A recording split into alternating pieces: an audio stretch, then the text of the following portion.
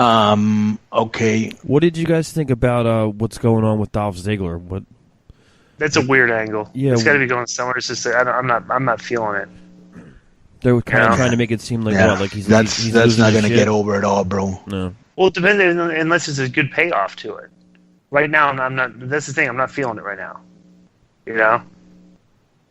I mean, I wonder whose idea that is. I guess they had to do something because he's been around for a long time, doing similar versions of the same thing. How come? Let me ask you a question. How come the only person wrestling's been going on since Nitro started back in 1995? Okay, whenever there's been angles on TV, the only person that's ever been blamed for anything, like specifically that's gotten heat over doing stuff or anything, is Russo. How come none of the writers in the WWE, like anybody's ever been held accountable by the dirt sheets or anything for the angles? Like this was so-and-so, this was somebody's idea.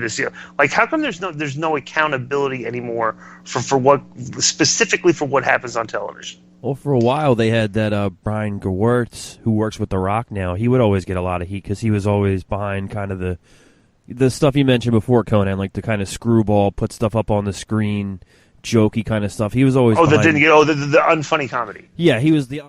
It's Hughesy.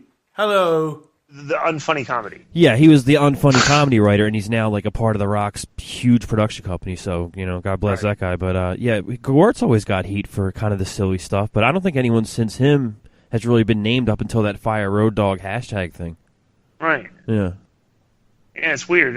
It's kind of a weird dynamic that the fans don't want to know specifically who's responsible for doing Why do you stuff. think that's a very good point that you bring up? Why do you think Vince has gotten all this heat and other guys haven't? Because Vince wrote TV that the sheet writers didn't like. He bucked traditional wrestling trends and started doing outside the box stuff, and it got out of their comfort zone, and they didn't like it. And they started selling the narrative that he's killing wrestling. He's going, but whatever. But it's just funny, especially in WCW, he got heat for every angle, even stuff that wasn't his idea.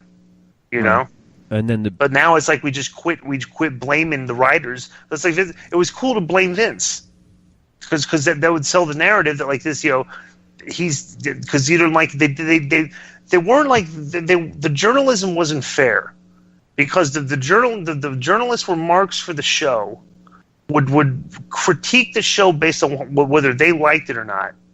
Wouldn't look at the ratings and determine whether the guy was doing a good job. They would just say, okay, this is terrible.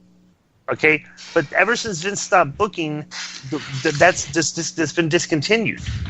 Right. Which leads me to believe that's you talk about a lot of the guys that write in wrestling had an agenda.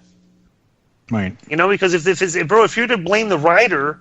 Okay, then keep trying to find out the writers that are specifically responsible for the bad stuff that goes on today.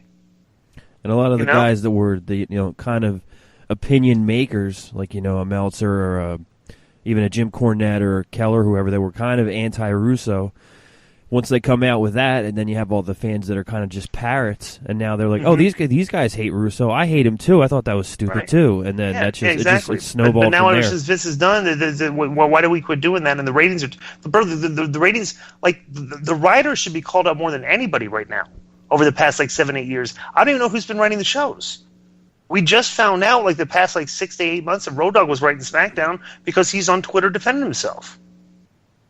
I think there was who else? What other writers have stepped up to the plate and be held and accepted accountability for the television?